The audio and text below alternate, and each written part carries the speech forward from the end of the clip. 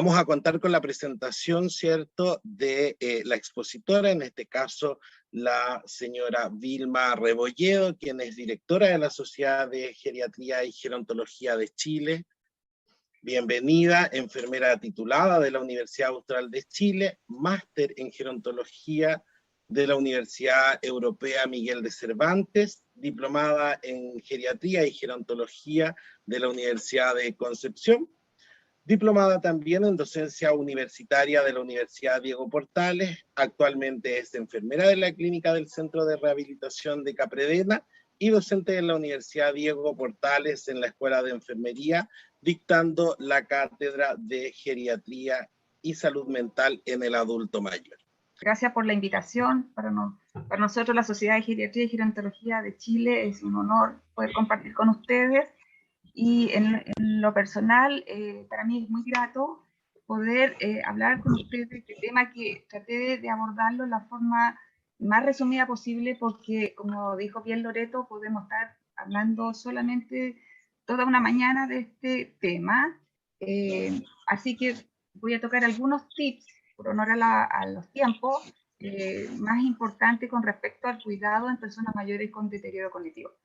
Cuando nosotros hablamos de cuidar, siempre se nos viene a la mente que cuidamos, ¿cierto? Desde niño nosotros aprendimos que nuestras madres nos cuidaban, y así nosotros, a medida que fuimos creciendo, también cuidamos no solamente personas, también cuidamos cosas, mascotas, ¿cierto?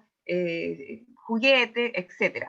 Pero aquí nosotros vamos a ceñirnos especialmente al cuidado de personas. Y con esta relevancia, ¿cierto?, que son personas mayores que a su vez tienen este deterioro cognitivo, que requieren, ¿cierto?, de un cuidador. Y el rol del cuidador somos todos nosotros los que estamos hoy día aquí, que cuidamos a estas personas, llamemos cuidadores formales, ¿cierto?, que son los profesionales, los cuidadores, la gente del equipo de salud, y también, ¿cierto?, los informales, que son nuestras familias.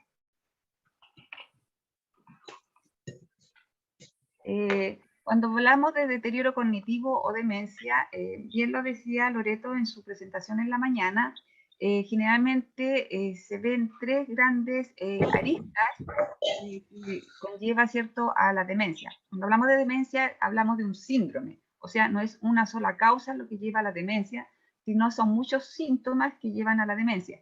Y entre eso está, ¿cierto?, la dificultad intelectual, es decir, una persona que llegó a sus capacidades máximas de su desarrollo, una persona, ¿cierto?, que se desarrolló en todas las etapas de la vida y llegó a formar una familia o a ejercer una profesión o un oficio, y empieza, ¿cierto?, con esta pérdida gradual de su intelecto.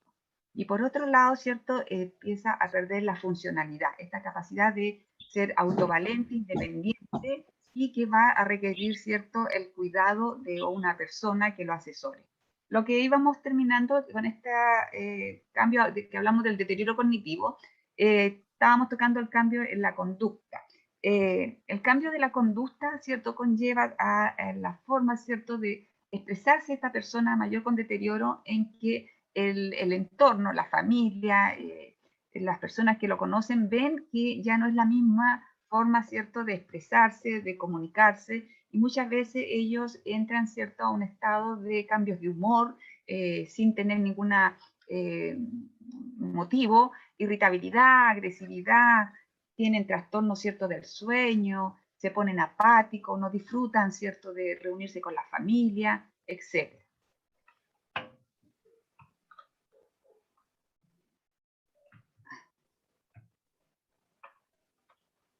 A ver, parece que volví para atrás. Ya.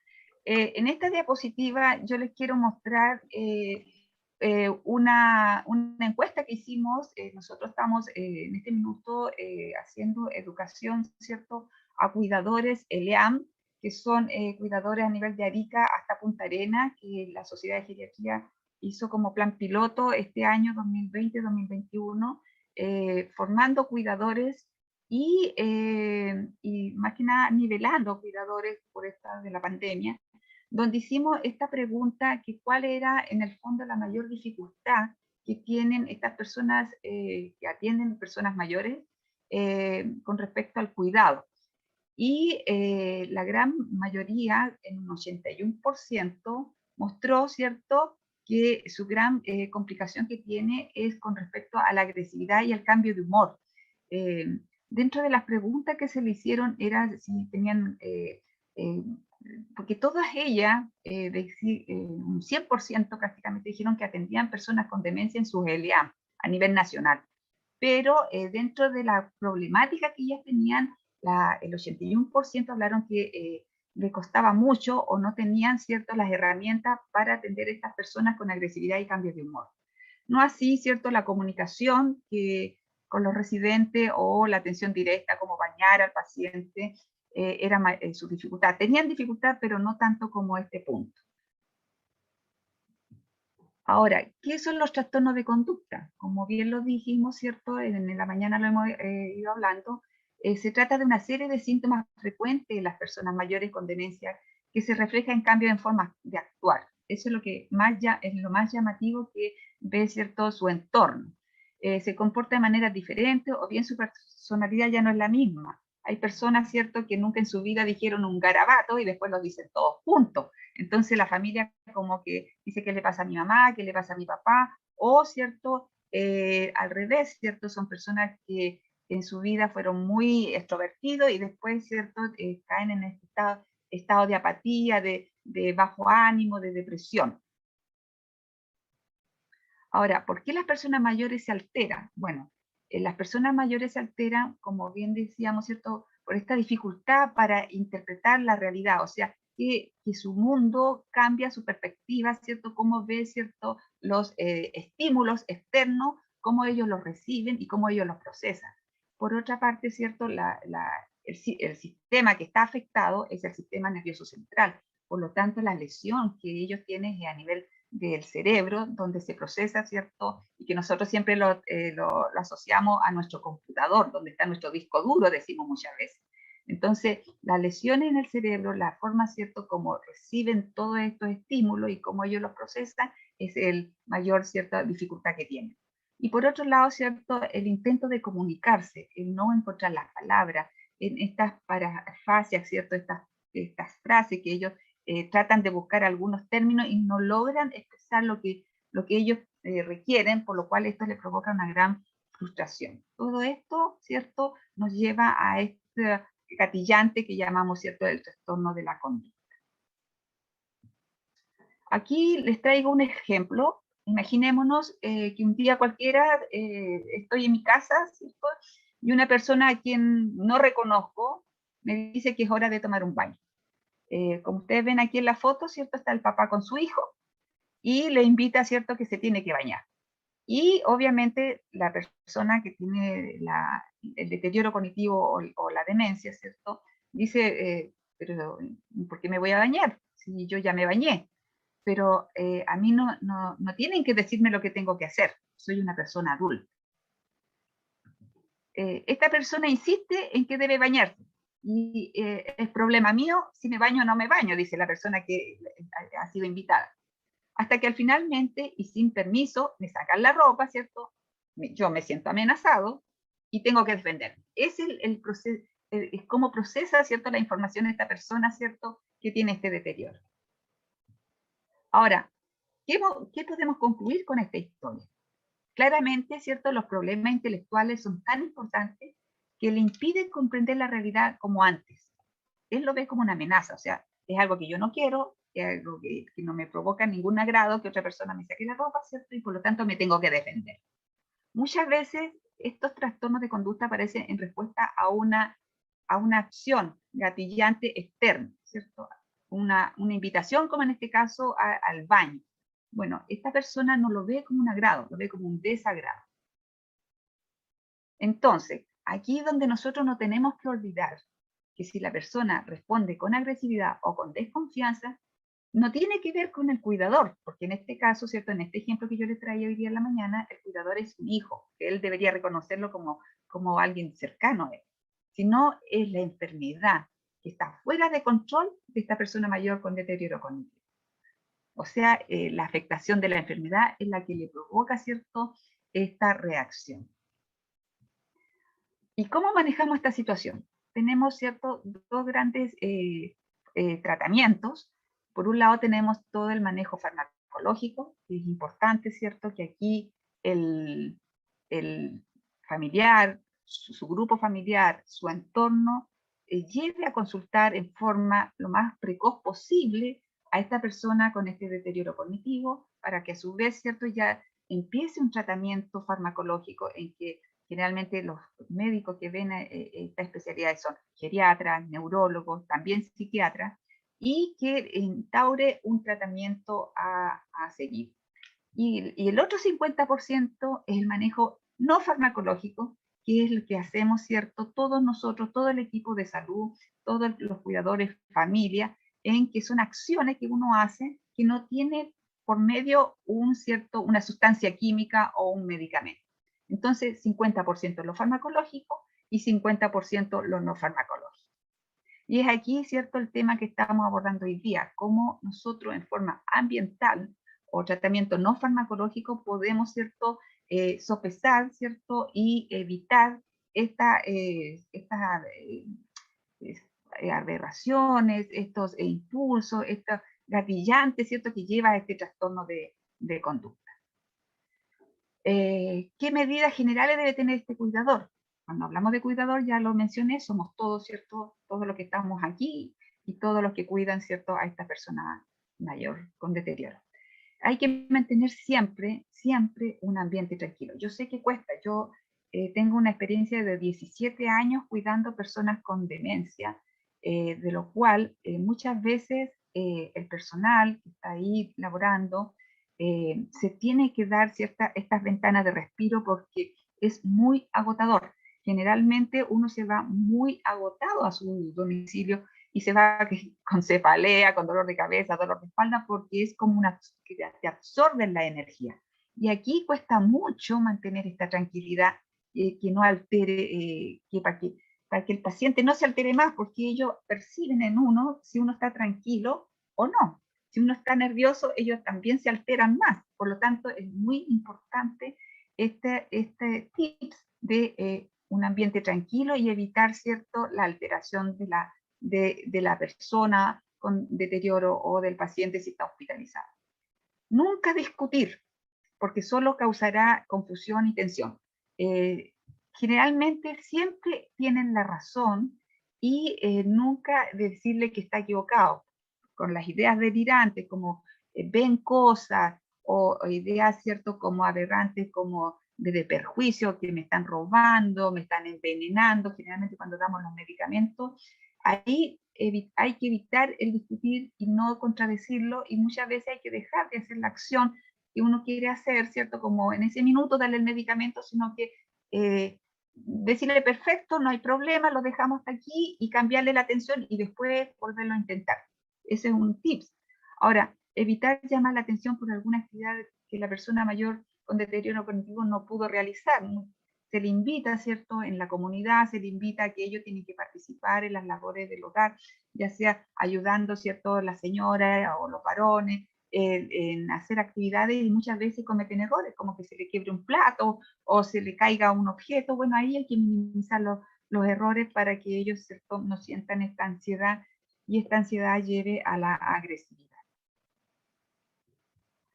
Entonces, volviendo al ejemplo anterior, ¿cuáles son los manejos ambientales? La clave esencial en esto, primero que nada, identifiquemos claramente el trastorno de conducta. En el caso del baño, ¿cierto?, el trastorno de conducta era porque esta persona no se quería bañar, porque según él ya estaba bañado. Ahí lo que nosotros deberíamos, ¿cierto?, es no insistir en el baño, sino que evitarlo e intentarlo hacer más tarde. Analizar cuál fue lo que gatilló el problema. A lo mejor fuimos muy rápido, dijimos las palabras no en forma correcta, él estaba enfocado en otra actividad y nosotros lo sacamos de esa actividad, etc. Hay que hacer un análisis y definamos la consecuencia del síntoma para definir si requiere que hagamos algo para detener esta conducta. Y es ahí donde nosotros tenemos que ser flexibles. O sea, si vemos que esto va a ocurrir, que la persona, ¿cierto?, va a gatillar esta conducta aberrante de la agresividad, es sencillamente dejarlo y tratar de ubicar, ¿cierto?, lo que yo llamo el placer-displacer. Si a él no le gusta bañarse, a lo mejor lo podemos invitar, ¿cierto?, colocando en la sala de baño música de su agrado, el horario, ¿cierto?, del baño que sea un horario en que no haga frío, que sea más temperado, etc. Ahora, recordemos que siempre es recomendable detener este círculo antes que aparezca la alteración de conducta. O sea, nosotros tenemos que ver cómo está el comportamiento de la persona antes que gatille la agresividad. Las actividades generalmente nosotros las hacemos en las mañanas, antes del mediodía, porque están más despiertos, están más descansados, están más tranquilos, que las actividades en la tarde, que muchas veces gatilla con los días, ¿cierto? Bueno, ahora ya estamos entrando en primavera, hay más sol, los días son más largos, pero en los días de invierno, que son oscuros, es helado, no hay mucha luz, ellos tienen más trastorno de la conducta porque hay menos luz. Entonces, todos estos síntomas conductuales aberrantes, ¿cierto? Como los delirios, las alucinaciones también, que son los síntomas neuropsiquiátricos, ¿cierto? Se exacerban más en estas personas por la baja luminosidad. Por lo tanto, es importante, ¿cierto?, ver en qué horario nosotros encontramos a esta persona como más tranquila. Y ahí nosotros podemos hacer la actividad o la acción que nosotros deseamos. Por otro lado, también no tiene por qué ser toda la acción completa. Por ejemplo, el ejemplo del baño, puedo bañar, ¿cierto?, a la persona por parte, digámoslo así, y el lavado de pelo otro día. No tiene que ser porque todo en conjunto para evitar, ¿cierto?, este trastorno de la conducta. Y por supuesto, nunca decir la palabra no. Esa es como la señal. O sea, no, nosotros tenemos una forma de comunicarnos que decimos siempre, siento que usted no quiere tal cosa, no quiere tomarse un té, no quiere, entonces no, hay que sacar la palabra no y decir queremos hacer tal cosa en positivo, siempre hablar en positivo. Esto no siempre funciona, eso es importante que ustedes lo tienen que tener presente, no es ¿cómo se llama?, una receta, es lo que me funciona a mí, generalmente a otra persona no le va a funcionar, somos todos diferentes, por lo tanto, no, en general, hay que tratar, ¿cierto?, de ir buscando, según la historial de vida de la persona, qué es lo que le agrada más a cada persona en forma individual, y por otro lado también hay que pensar en la etapa de la enfermedad. En la primera etapa de la enfermedad, la persona, ¿cierto?, tiende a estar en un estado más depresivo y las indicaciones se le hace directamente a la persona. En la etapa ya que son más avanzadas, la enfermedad, etapa moderada del deterioro cognitivo o demencia, etapa moderada y etapa severa, las indicaciones se le da al cuidador. Y el cuidador, ¿cierto?, es el que en el fondo tiene que tratar de llevar las actividades de autocuidado de esta persona y del cuidado en tanto en lo que es, ¿cierto?, la actividad básica de la vida diaria que llamamos, ¿cierto?, del cuidado de bañarse, vestirse, alimentarse, y también tiene que el cuidador llevar toda la actividad, ¿cierto?, instrumental de manejar su dinero, su pensión, etc. Todo eso, ¿cierto?, va a depender también en qué etapa de la enfermedad está la persona como para saber a quién nos dirigimos, ¿cierto?, con respecto al cuidado. También, ¿cierto?, la conducta, hay que tratar de ver los temas, como yo les decía, en forma individual, su historial de vida, como para nosotros poder ganarnos la confianza de las personas. Por ejemplo, si hay una persona, yo siempre me acuerdo de una señora que se le hizo actividad de cocina y llevaron a toda la señora a realizar actividad de cocina, pero la señora llegó muy irritable, muy alterada, muy agresiva de vuelta al servicio, porque ella en su vida había cocinado, nunca. Ella al revés, ella había trabajado y le dijo al marido, yo me voy a casar y voy a seguir trabajando, piense que una señora sobre 85 años hoy, porque yo voy a pagar a una nana, porque yo me carga las cosas de la actividad de casa, no le gustaba. Y el marido aceptó y así ella vivió toda su vida. Entonces cuando ella se deterioró, se hospitalizó, se le hizo esta actividad en conjunto. Entonces ahí ojo con eso, ojo. Hay que ver qué le gusta a uno con respecto al otro, porque eso también puede gatillar, ¿cierto?, estas alteraciones conductuales. Y bueno, no hay que nunca, no pierda la paciencia, eso es lo más importante. Muchas veces hay que darse una vuelta, pedirle a una compañera o a alguien más de la familia que lo releve, ¿cierto? Lo que llamamos respiro, ¿cierto? El descanso, y para justamente evitar, ¿cierto? Que el desgaste del cuidador, y también empezar, ¿cierto? A contestar en una forma que ya a lo mejor no es lo más adecuado para esta persona mayor, ¿cierto? Con deterioro. Por ejemplo, no pierda la paciencia, no insista en el ya te dije ya. Entonces ahí uno es, ojo, ahí yo estoy cayendo, ¿cierto? En el desgaste del cuidador y yo necesito también mi respiro. Y si intenté manejar la situación, pero mi residente o familiar se agitó de todas formas, bueno, acá no hay que olvidar que está enfermo, ¿cierto? Estamos claros en ello. Y a veces, aunque usted haga todo lo posible, puede presentarse trastornos de conducta de todas formas. O sea, ya sea producto de su propia enfermedad, fíjense que esta enfermedad va en evolución, va progresiva. Nosotros, todos los tratamientos farmacológicos y no farmacológicos es para lentecer el progreso de la enfermedad, pero la enfermedad va a ir progresando igual, va a ser más bien en cámara lenta. Por lo tanto, si igual ellos se alteran, muchas veces es porque la noche anterior durmió mal, ¿cierto? Tuvo una alteración del trastorno del sueño durante toda la noche, por lo tanto en el día va a andar mucho más alterado, o porque tiene una enfermedad médica, y eso, ¿cierto? Se exacerban los síntomas, por lo tanto ahí tenemos que consultar, llevarlo a control, porque pueden estar, ¿cierto?, con un cuadro respiratorio, puede estar con un cuadro, ¿cierto?, de deshidratación o alguna enfermedad, ¿cierto?, de comorbilidad que tienen, que hay que llevarlo, ¿cierto?, a una evaluación. Eso también puede ser, ¿cierto?, causante de esta agitación. En los pacientes que ya se agitaron, ¿qué conducta tenemos que tomar? Bueno, lo primero en este caso es tranquilizar. Tranquilizarlo, ¿cierto? Nunca confrontarlo y siempre validarlo. O sea, ellos siempre tienen la razón, ¿ya? Me están robando o en esa caja hay, ¿cierto? Hay elementos que me están vigilando. Bueno, nosotros tenemos que seguir, ¿cierto? Como yo digo, entrar en este delirio de la persona, ¿cierto? Lo que ellos ven y seguir su delirio y rápidamente salir del delirio, o sea, cambiarle la atención. Por un lado, ¿cierto? Validarlo, hacerlo sentir seguro, ofrecerle ayuda para resolver el problema.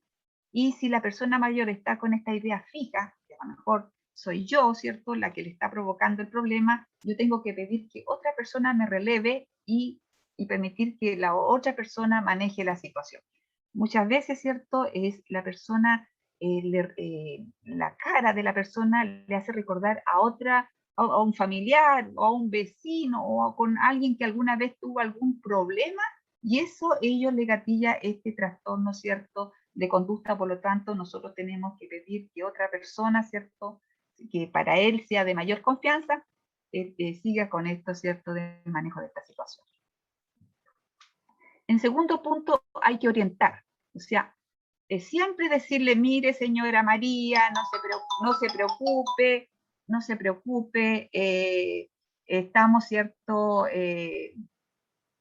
estamos aquí, este es un lugar tranquilo, usted está aquí porque la estamos cuidando, etcétera, etcétera. O sea, tratar, ¿cierto?, de que la persona se calme y orientarla en qué lugar físico está, y sobre todo que está en un lugar seguro, las veces que sea necesario, ¿ya? Y por último, como yo le decía, cuando entramos al delirio, es redirigir, o sea, cambiarle la atención, distraerlo, en el sentido que la persona mayor con deterioro cognitivo es decirle, ya, mire, señora María, no se preocupe, pero vamos a ir, mire, vamos a ver las flores, vamos a tomarnos un jugo, la invito, o sea, sacarlo, ¿cierto?, de esta idea delirante o de ese lugar que no le causa placer, para justamente bajarle la ansiedad. La actividad a la que se resistía, por ejemplo, a bañarse, como yo decía, puede ser realizada en otro momento, cuando la persona, ¿cierto?, se encuentre más tranquila. Y por último, el residente o familia igual debería hacer la actividad o acciones que debe realizar. O sea, igual tenemos que bañarlo, igual tiene que tomarse los medicamentos, pero no debemos insistir si notamos que está agitado.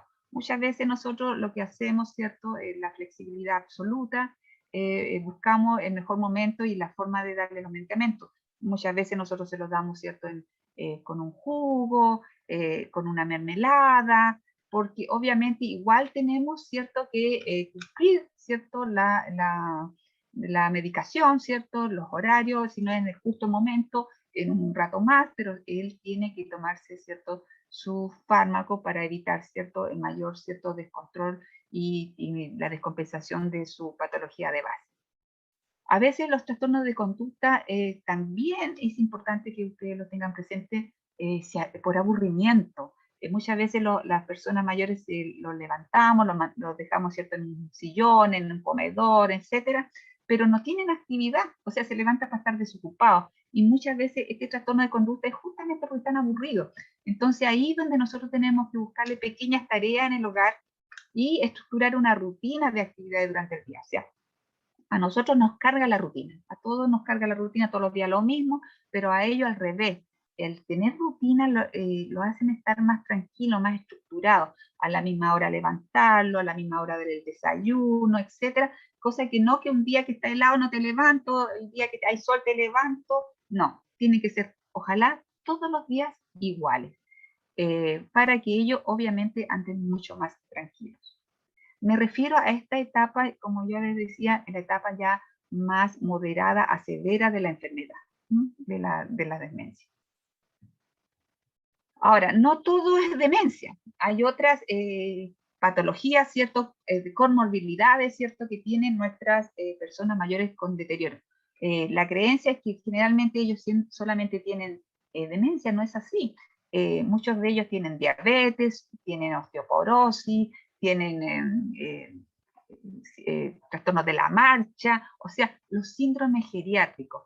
Es aquí importante, ¿cierto? Ahora que estamos en la etapa cuarta, ¿cierto?, de la pandemia, que vuelva a sus controles de salud, que vuelva, ¿cierto?, a sus programas de las personas mayores, todo este el programa cardio, ¿cierto?, cardiovascular, cardiocerebrovascular, las personas diabéticas, justamente a volver a sus controles y también ustedes comprenderán que es mucho más difícil atender a una persona mayor con deterioro cognitivo y más encima con comorbilidades, o sea que en otras patologías que también exacerban más, ¿cierto?, la demencia.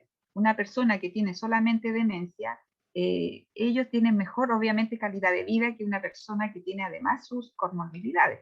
Es por ello que necesitamos tenerlo en control.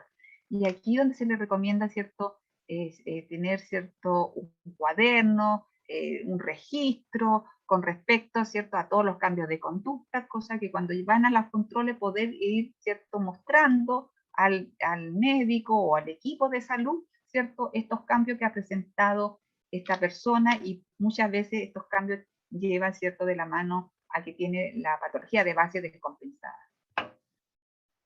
Aquí rapidito les voy a mostrar, ¿cierto?, algunos tips. Por ejemplo, las personas con incontinencia urinaria y fecal. Aquí lo más importante es que hay que tener ojo, ¿cierto?, con los síndromes geriátricos que llamamos, o sea, personas, ¿cierto?, que pueden tener hipoacusia, las personas, ¿cierto?, con esta incontinencia urinaria y fecal. Muchas veces ellos tienen incontinencia porque se les olvida dónde está el baño.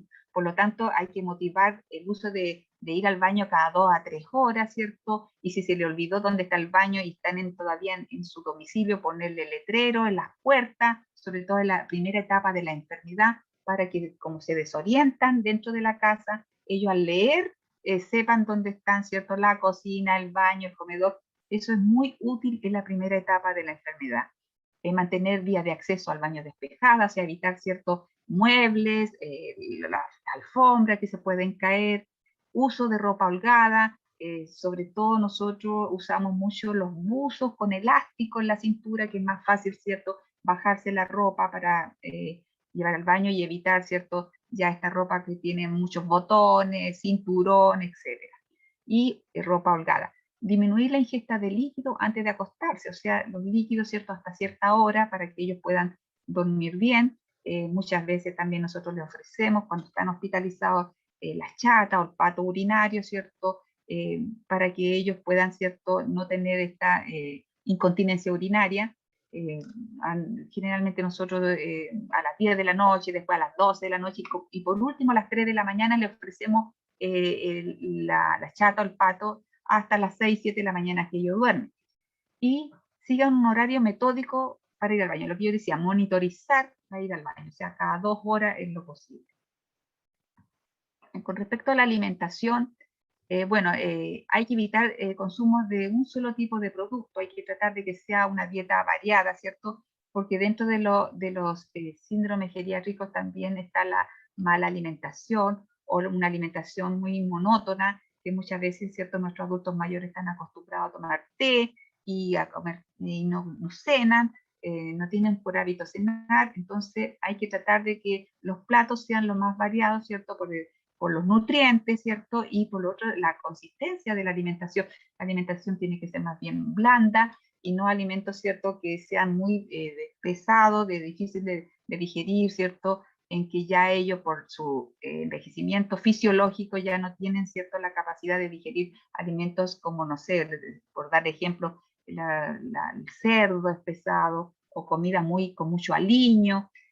Ahí hay que ya ir, ¿cierto?, teniendo una dieta más saludable que nuestras nutricionistas, ¿cierto?, los CEFAM, ¿cierto?, recomiendan.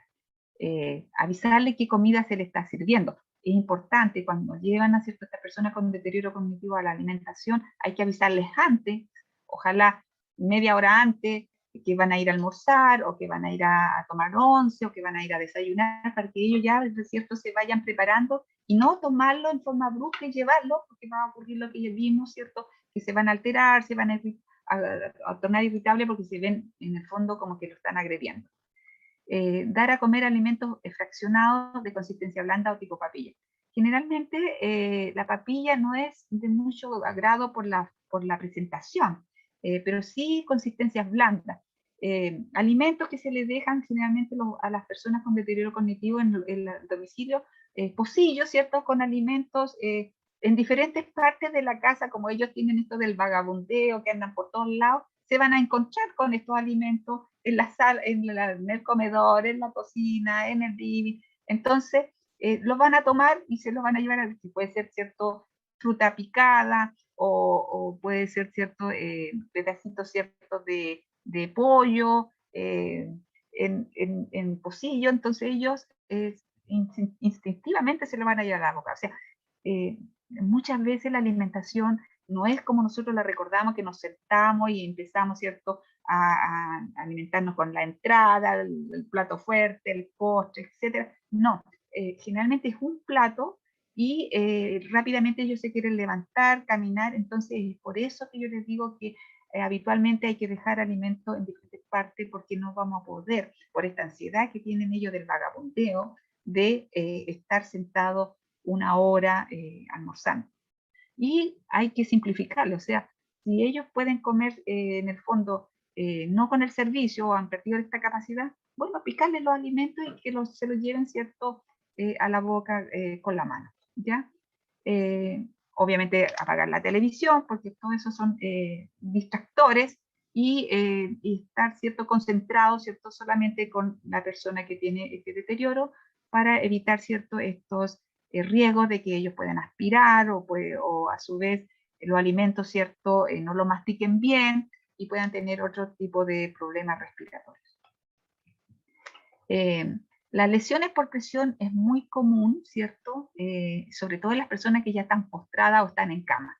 Aquí el tratamiento siempre tiene que ser preventivo y nosotros tenemos que hacer un examen físico, como decimos las enfermeras, de revisar la piel, ¿cierto?, desde céfalo caudal, desde la cabeza hasta los pies, ¿cierto?, observando sobre todo las prominencias óseas, ¿cierto?, las personas mayores tienden a bajar de peso, entonces tenemos que mirar, ¿cierto?, donde están, ¿cierto?, los codos, la cadera, la zona, ¿cierto?, de la zona final de la columna, que es la zona sacra, que no haya enrojecimientos, ¿ya? Y realizar cambios de posición, sobre todo si están en la cama, cada 2 horas, y la hidratación de la piel, que puede ser, ¿cierto?, con cualquier crema. Lo importante es que esté hidratada esta piel y obviamente aseada, sin exposición a humedad, si no controla esfínteres, ¿cierto? Tienen que usar pañales, y esos pañales obviamente hay que cambiarlos frecuentemente, con un aseo, ¿cierto?, genital previo. También se pueden usar almohadas o cojines en donde ellos tienen mayor prominencia ósea que hay que proteger. Con respecto al trastorno del sueño, siempre yo les digo, ¿cierto?, a la familia, al equipo de salud, que media hora de siesta que duerma una persona mayor con trastorno del sueño son 2 horas menos que va a dormir en la noche. Por lo tanto, nosotros evitamos las siestas diurnas, en que las personas, ¿cierto?, se duermen en la silla o en el sillón, porque obviamente en la noche no van a dormir. Entonces ahí nosotros tenemos que mantenerlos despiertos, tenemos que hacer alguna actividad, poner música, tenemos que en el fondo hacer caminata. Lo importante es que no duerman, ¿ya? Y en la noche vamos bajando las luces, ¿cierto?, la iluminación, cerrando las cortinas, haciendo toda la parte de la ambientación, ¿cierto?, para que la persona mayor se dé cuenta que ya es hora de ir a dormir. Ponerle música relajante. Esto parece que las personas bastante lo disfrutan. Yo en este minuto tengo un paciente que tiene un trastorno conductual muy severo por una demencia que él llegó por el tema de un accidente laboral. Ya es una persona que con un desajuste conductual 24/7, y nosotros hemos tratado, ¿cierto?, hacer todo este manejo ambiental con él, y lo que nos ha dado resultado ha sido esta música relajante que le ponemos de caída de agua, de pajaritos, porque él es de Los Ángeles, es de la ciudad de Los Ángeles, y él trabajaba, ¿cierto?, como en la parte, ¿cierto?, del campo. Entonces le trae recuerdos, ¿cierto?, dentro de todo su deterioro, y esto lo relaja. Llegamos en forma, ¿cierto?, como yo le decía, hay que ir buscando los tips, qué es lo que me resulta o qué no lo resulta, en forma, ¿cierto?, muy, digamos, inesperada, porque le poníamos música pensando que le gustaba la música mexicana, le poníamos música mexicana, pero en eso llegamos a esta música relajante de pajaritos, y fue lo que nos ha dado mayor resultado. ¿Se fijan? Es la experiencia que uno vive en el fondo paciente a paciente. También en las personas que duermen, ¿cierto?, el uso de ropa cómoda que facilite el movimiento, son muy adecuados los usos, como yo le decía. Y lo que hablamos de limitar las siestas, si tiene la persona trastorno del sueño. También es importante sacarlo a tomar luz natural, ahora que los días están más largos, esta luz natural hace, ¿cierto?, que la persona genere, libere la melatonina, nuestra hormona, ¿cierto?, que es la que nos dice duérmete en la noche, y que con el envejecimiento, ¿cierto?, esto se va disminuyendo. Entonces es importante que tomen luz, no digo sol, luz natural, que salgan, ¿cierto?, a los jardines o a una ventana donde les dé, ¿cierto?, más luminosidad. Y 10 a 15 minutos con eso sería suficiente. Entonces, cerrando esta mini presentación, ¿cierto?, porque yo quiero escucharlos a ustedes, lo más importante es que cualquier duda hay que consultar con su médico. O sea, lo que les decía, llevar un cuaderno donde ustedes anoten todo lo que, la problemática que han tenido, y ahí llevarlo, ¿cierto?, y consultar al médico de cabecera. Y es importante llevar, ¿cierto?, este registro, tanto de los fármacos, ojalá los controles de signos vitales. Todos los días hay que orientar a esta persona, porque dentro de la demencia también ellos pueden hacer delirium o síndrome confusionales, que es importante decir en qué día se encuentra, en qué año se encuentra, como medida de prevención, porque eso puede exacerbar, ¿cierto?, mayor, ¿cierto?, los trastornos de la conducta, hablando de los delirium. Por otro lado, si la persona mayor con deterioro cognitivo rechaza a un cuidador, ya sea porque es su primer cuidador o uno nuevo, ¿se debe insistir con este cuidador por algún lapso o esperar el logro de algún hito, o se debe cambiar inmediatamente? Habitualmente lo que hacemos cuando la persona mayor rechaza al cuidador, acudimos, ¿cierto?, a lo que hablábamos del delantal blanco. O sea, habitualmente puede ser, si está, depende de la enfermedad, ¿cierto?, de la etapa que vaya la enfermedad. Si en la primera etapa la persona rechaza al cuidador, tenemos que pedir el apoyo, ¿cierto?, del médico, que es el que en el fondo la persona lo reconoce como autoridad, ¿ya? Jamás va a reconocer como autoridad a los hijos, aunque dentro del grupo de los hijos también haya médicos, porque es hijo. Y él decirle, mire, yo le voy a traer este cuidador, él me va a dar todo el reporte, yo confío en él, o sea, validarlo ante los ojos de la persona que lo necesita. Eso por un lado. Y por otro lado, también si no puede hacerlo en forma presencial, telefónicamente, una de las personas, ¿cierto? Puede ser un amigo o otro familiar que llama a esta persona mayor y le dice, mire, mamá, te está llamando el médico. Y le diga, ¿sabe qué? Esta persona tiene que quedarse, yo la mandé de mi confianza. Como eso. Esos son los tips. Ahora, si en el tiempo sigue esta conducta, lamentablemente lo que yo les digo, puede ser que él asocia este rostro de esta persona con alguien que en su vida no le era simpático. Y ahí tendríamos que buscar otra alternativa. Pero de plano, rechazarlo como primera instancia, no. Hay que tratar de insistir, ¿cierto?, con estos tips que yo les doy y pidiendo siempre el apoyo del equipo de salud para que lo valide a esta persona que lo va a cuidar.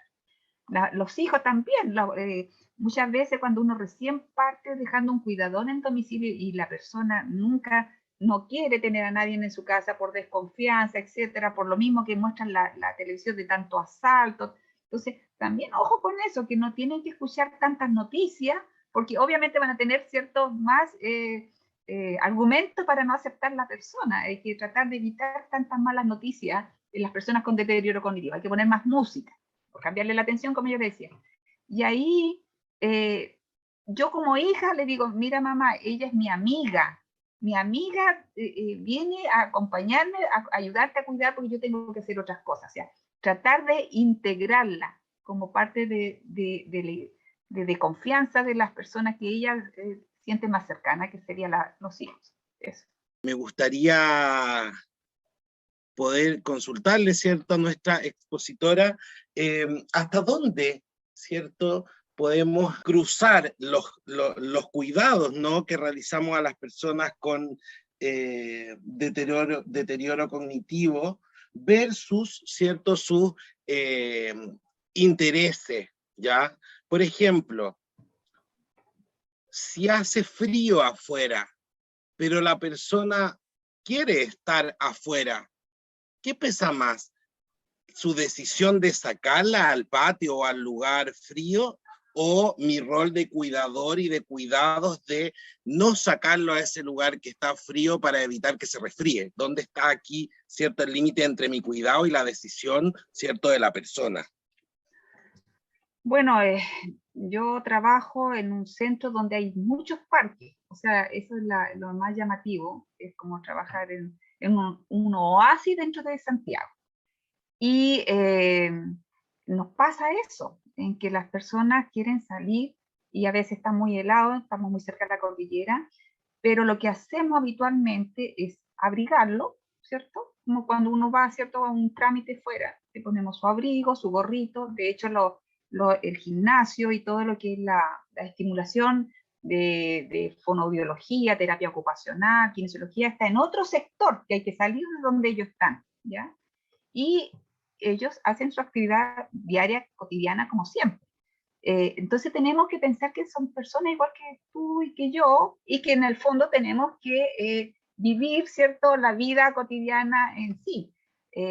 Pero si es en domicilio, lo que se les recomienda es que hagan esta actividad, pero muy cortita, o sea, como quien dice, la vuelta a la manzana, ojalá 2 casas y volver. Como cambiarle la atención. Mira, ya vamos a salir, pero una vez que ya está afuera, decir, uy, que está helado, ¿qué te parece si te invito un café, un té? Y le cambia la atención y vuelven a entrar. Pero no contradecir, esa es la clave. Porque ya el resto del día va a estar descompensado todo el día, ¿ya? En el fondo es hacer la actividad más corta y cambiarle la atención y volver a la casa. ¿Me entiendes un poco la idea, Sergio? Sí, súper claro, Sí, Vilma. sí, no podemos contradecir, eso es lo que yo te digo. El gatillante siempre es cuando uno le dice a una persona no. O sea, hay que evitar la palabra no. Muchas gracias. Estamos ya con este tiempo de alargue finalizando. Creo que nos queda a todos la enseñanza, ¿no? O claro, el hecho de que tenemos que cambiar nuestros no desde esta costumbre que tenemos desde pequeños de ir enseñando a nuestros hijos también a través del no toques, no hagas, no vamos, no te subas, ¿no? ¿Cierto? Que me imagino que debe ser un ejercicio no menor poder cambiar esta forma de relacionarnos, ¿no? En la cual estamos acostumbrados. Pero nos queda claro que la palabra de oro aquí, ¿no? O el elemento central, el mejor tip es sacar este no y tratar de buscar la estrategia ahí para poder solucionar la situación que se presenta. Agradecer entonces a la directora de la Sociedad de Geriatría y Gerontología de Chile, la señora Vilma Rebolledo Sáez, por esta exposición, ¿cierto?, que ha traído el día de hoy respecto del cuidado en personas mayores con deterioro cognitivo. Agradecer a cada uno de los asistentes que tomaron la decisión de ser parte de esta temática.